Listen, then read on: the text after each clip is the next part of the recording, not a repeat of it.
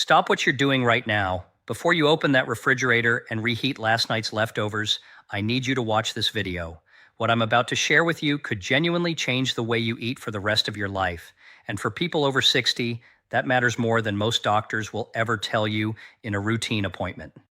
I've spent over 30 years researching how food affects the human body at the cellular level, how what we eat either fights disease or quietly feeds it. And one of the most overlooked dangers in the average kitchen isn't about what you eat, it's about how you reheat it. Today I'm going to walk you through 5 specific foods that, when reheated improperly, can produce compounds in your body that researchers have directly linked to increased cancer risk. Some of these will surprise you.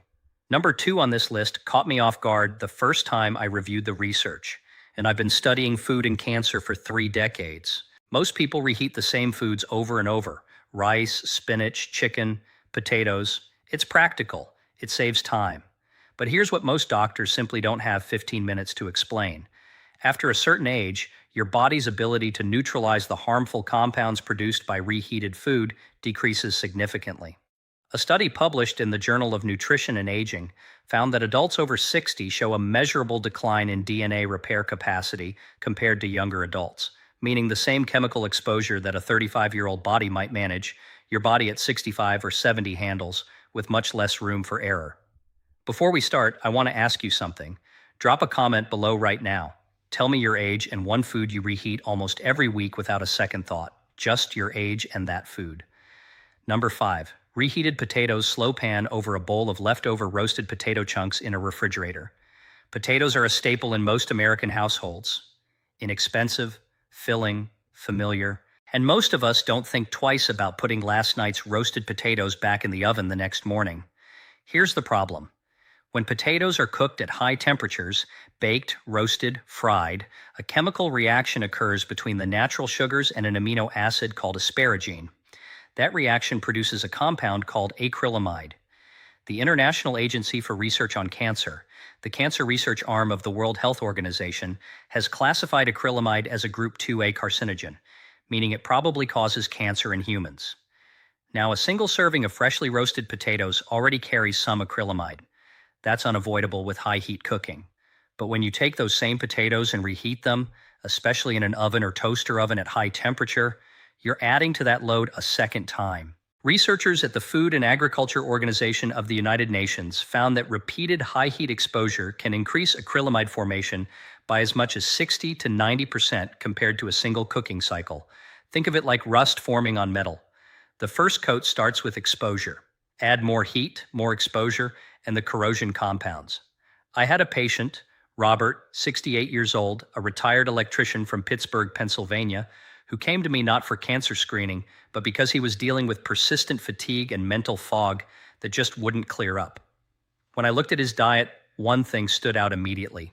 Robert was reheating the same batch of roasted potatoes in his toaster oven almost every single morning. He'd make a big tray on Sunday and eat from it all week, each time putting that container back in the oven at 425 degrees for 15 minutes. We changed one thing, just one.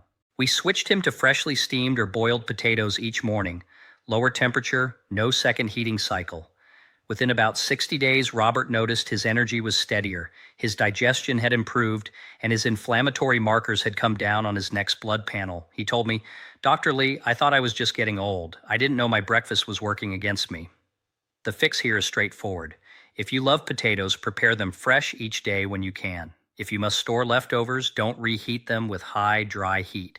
Instead, warm them gently in a pan with a small amount of water or olive oil, lower temperature, shorter time, or eat them cold. Cold potatoes that have been refrigerated overnight develop something called resistant starch, which actually benefits gut bacteria and helps regulate blood sugar. Pair this with eating your potatoes alongside a source of fiber, green beans, broccoli, or a handful of leafy greens, because fiber helps slow the absorption of any compounds that do form and supports the body's natural detox process. And that brings me to number 4. Number 4, reheated processed meats close-up of sliced deli turkey, bacon strips, or sausage links being placed in a microwave. Processed meats, bacon, sausage, deli ham, hot dogs, salami, are already in a category that the World Health Organization classified as Group 1 carcinogens back in 2015. That means the evidence linking them to colorectal cancer is considered convincing. But most people don't know what happens to these meats when you heat them a second time. Processed meats are cured with nitrites and nitrates. These are the preservatives that give them their color, flavor, and shelf life. When you cook these meats the first time, those nitrites begin reacting with proteins in the meat to form compounds called N-nitrosamines.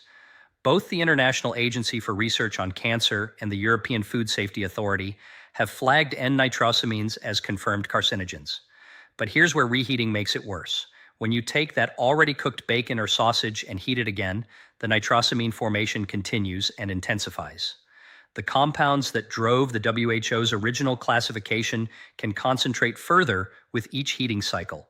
A comprehensive study published in Cancer Epidemiology, Biomarkers, and Prevention followed over 120,000 adults for 12 years and found that those who regularly consumed reheated processed meats had a 32% higher risk of colorectal cancer compared to those who ate freshly prepared or unprocessed meats. I want to be honest with you here. The exact mechanism isn't fully understood in every case. Food chemistry is complex. But what researchers consistently find is that the combination of nitrosamine formation, oxidized fats, and high-temperature reheating creates a burden on the colon and digestive lining that builds over years and decades. I had a patient, Dorothy, 74, a retired school librarian from Baton Rouge, Louisiana, who had bacon and sausage for breakfast almost every morning for 40 years. She would cook a big batch on Saturday and then microwave slices throughout the week. When her colonoscopy showed 3 precancerous polyps at her routine screening, we looked hard at her diet together. We significantly reduced processed meats overall, eliminated reheated versions entirely, and increased her fiber intake. Over the following 18 months, her follow-up colonoscopy showed no new polyp growth, and the inflammation markers in her gut had normalized. She told me, "I thought I was eating the same way everyone else does." That's the scariest part. The practical fix. If you enjoy bacon or sausage occasionally, cook only what you'll eat right then.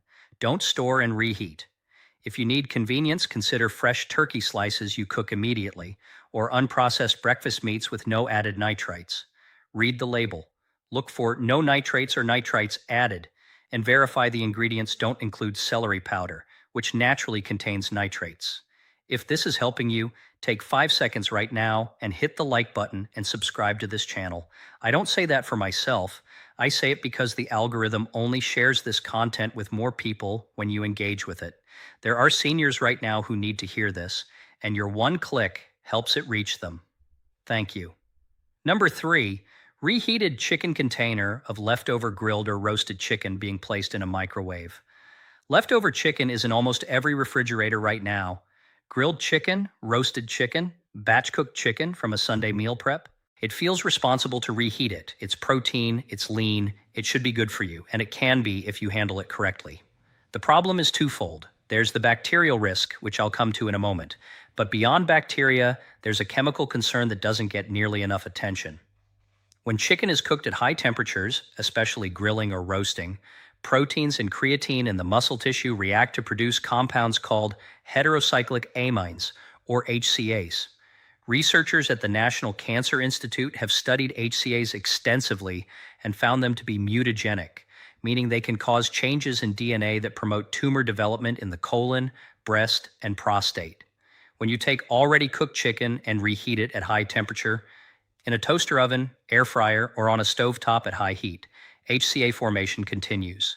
You're adding to a cumulative load with each heating cycle.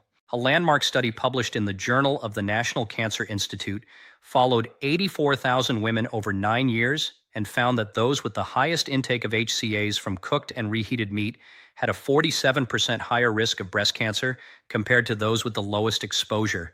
These are not small numbers. Here's something that may surprise you.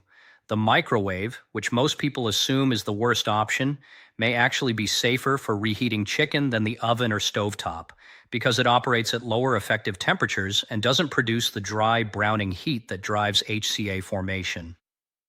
Researchers at Lawrence Livermore National Laboratory found that microwaving meat before high heat cooking reduced HCA content by up to 90%. I had a patient, James, 71, a former high school football coach from Memphis, Tennessee, who was diagnosed with early stage prostate cancer. James was a diligent meal prepper. Every Sunday, he grilled a large batch of chicken breasts and ate them throughout the week, reheating them in his air fryer at 400 degrees for 10 minutes each time. When we looked at his dietary patterns over the previous decade, that repeated exposure was consistent and significant.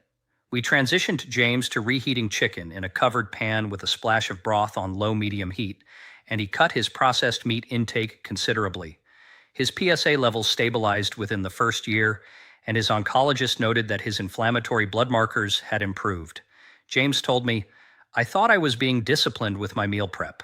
Nobody ever explained that how I was reheating it mattered this much." The fix: reheat leftover chicken in a covered pan over low-medium heat with a small amount of liquid, broth, water, or olive oil, to create gentle steam heat rather than dry roasting heat. Avoid the air fryer or oven above 300 degrees for reheating.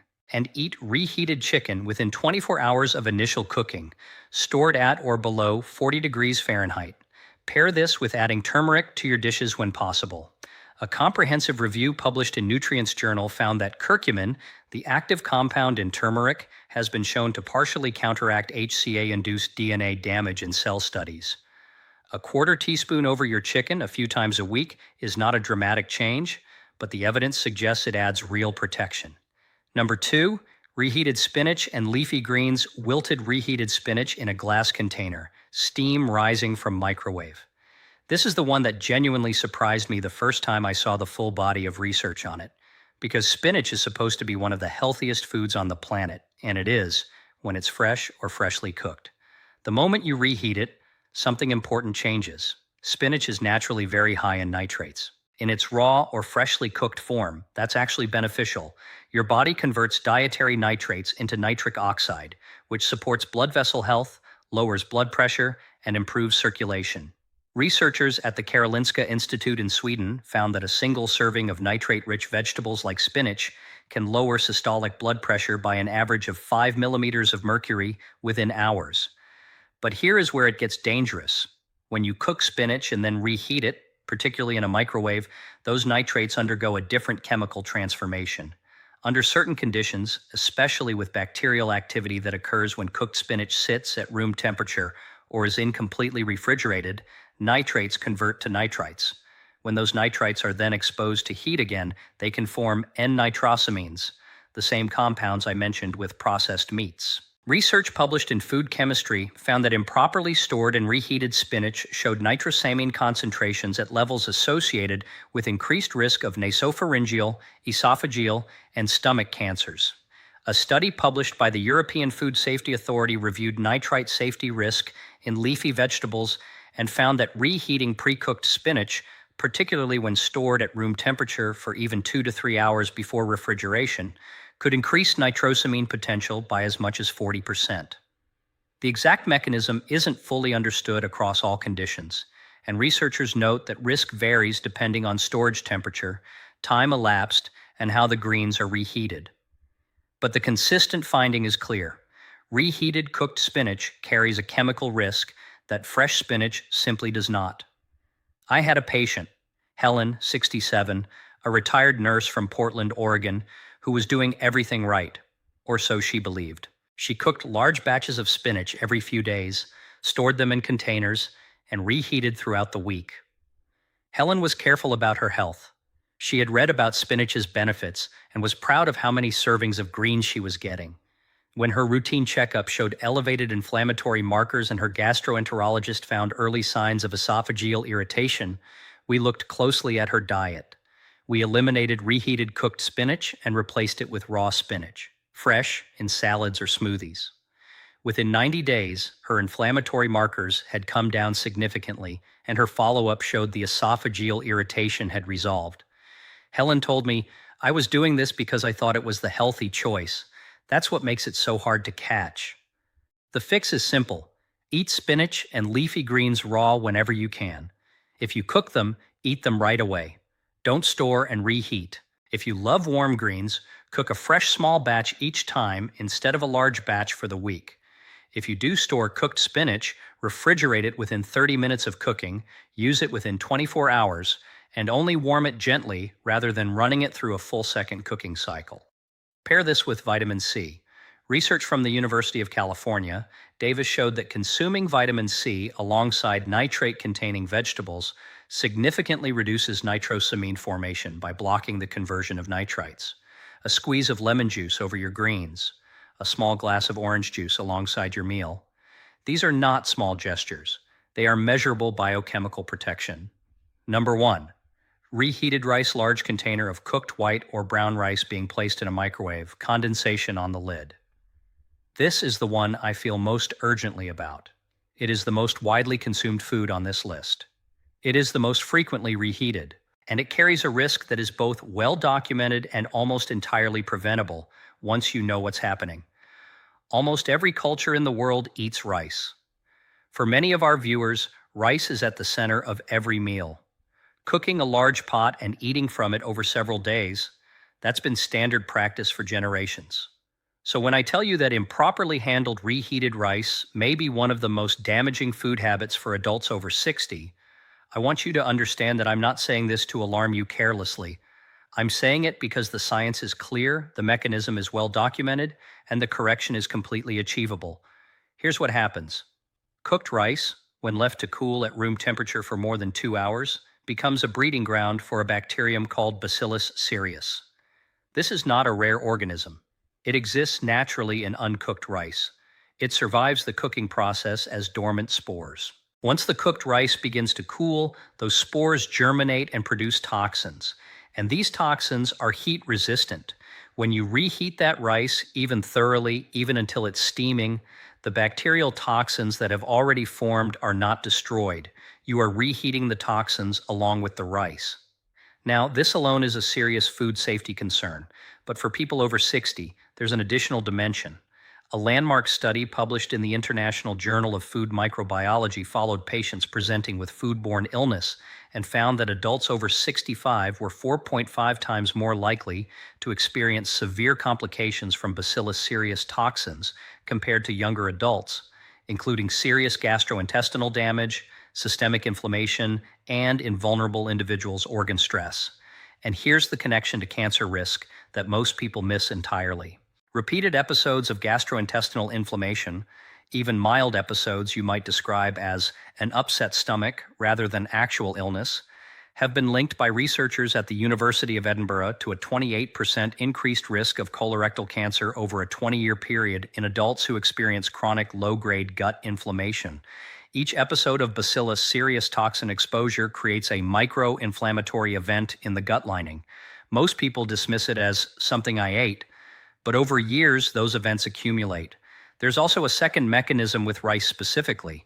When leftover rice is reheated in a pan at high heat, fried rice for example, acrylamide chemistry can occur in the starchy outer layer of the rice grains, the same process I described with potatoes at the beginning of this video. So with reheated rice, you're potentially dealing with two separate chemical concerns at once. I want to tell you about Margaret. Margaret was 72 years old, a retired school teacher from Columbus, Ohio. She came to me because she had been experiencing persistent stomach discomfort, unpredictable digestion, and fatigue she had written off entirely as aging and stress. She had a family history of colorectal cancer. Her father had been diagnosed at 75, and that history weighed on her every day. When we did a thorough review of her daily habits, one pattern was unmistakable. Margaret cooked a large pot of white rice at the beginning of every week. She left it on the stovetop to cool, sometimes for 3 to 4 hours, before putting it in the refrigerator. Then she reheated it in the microwave at meals throughout the week, sometimes reheating the same container 2 or 3 times over 4 or 5 days. I explained to Margaret exactly what I've just explained to you. We changed her approach: smaller batches, rapid cooling, a strict 24-hour use limit, and reheating to a full 165 degrees Fahrenheit with a food thermometer, not just until it looked warm, but until it actually reached the right temperature. Within 3 months, Margaret's digestive symptoms had largely resolved. Her inflammatory gut markers improved on her next blood panel. And at her follow-up colonoscopy the following year, her gastroenterologist noted the lining of her colon looked healthier than it had on her previous screening. Margaret told me, "I cooked rice that way my whole life because my mother cooked rice that way. I never once thought to question it." That is the heart of why this matters so much for people in their 60s, 70s, and beyond. We carry lifelong habits. We inherited them from people we trusted. They feel like part of who we are. But our bodies at 65 are not the same as our bodies at 35, and habits that were manageable then can quietly erode our health now when we have the least room for that kind of damage. Here is the precise, actionable protocol for rice. Cook only what you will eat in one meal, or at most within 24 hours. If you cook extra, spread it in a thin layer on a flat tray to cool it rapidly. The faster it cools, the less time bacteria have to multiply. Get it into the refrigerator within 1 hour of cooking. Store it covered at 40 degrees Fahrenheit or below. When you reheat it, bring it to a full internal temperature of 165 degrees Fahrenheit. Use a simple food thermometer, available at any grocery store for under $10. Reheat it only once. Never reheat rice that has already been reheated once before. And build a probiotic habit alongside this. Research published in Goot, the British Journal of Gastroenterology, found that adults who consume daily probiotic foods, yogurt with live cultures, kefir, kimchi, miso, showed significantly stronger gut barrier integrity, meaning the lining of the colon was better able to resist the microinflammatory damage from foodborne toxins. This is not a prescription supplement, it is a bowl of yogurt with breakfast, a tablespoon of miso in your soup, a small serving of kimchi at dinner. These are habits that build real protection over months and years. If you've been reheating rice the way Margaret was, the way most people were taught, please hear this. You can change this starting tonight. Your body at 72 or 75 still has remarkable capacity to respond to better conditions. The gut lining renews itself approximately every 5 to 7 days. The liver begins clearing accumulated burden within weeks of reduced toxic exposure. Your body wants to heal. It just needs you to clear the obstacles. I want to end with something I say to every patient who comes to me feeling overwhelmed by health information, by years of habits they're now questioning, by a diagnosis that has frightened them, or by a family history that weighs on them every time they sit down to eat. It is never too late. I've watched patients in their late 70s make simple dietary changes and see meaningful improvements in their inflammatory markers within 90 days. I've seen the body's natural repair systems, mechanisms that have been working every single day of your life without you asking them to, respond when they're finally given the right conditions. Your cells are not passive. They are actively looking for opportunities to recover. The 5 foods we covered today, potatoes reheated at high heat, processed meats reheated again, chicken reheated at high temperature, spinach stored and reheated, and rice handled without proper temperature control. These are not exotic dangers. They are everyday habits. And everyday habits are exactly the kind of thing you can change, starting with your very next meal. So here's what I want you to do right now. Leave a comment below and tell me, which of these 5 foods surprised you most? Was it the rice, the spinach, and what is one specific change you're going to make this week? I read every single comment. Your response matters to me. If this video helped you, please share it with someone you love, your spouse, your sister, your neighbor who reheats rice every morning. One share from you could genuinely change someone's health from this point forward. And if you haven't subscribed yet, please do, and hit that bell icon so you don't miss the next video.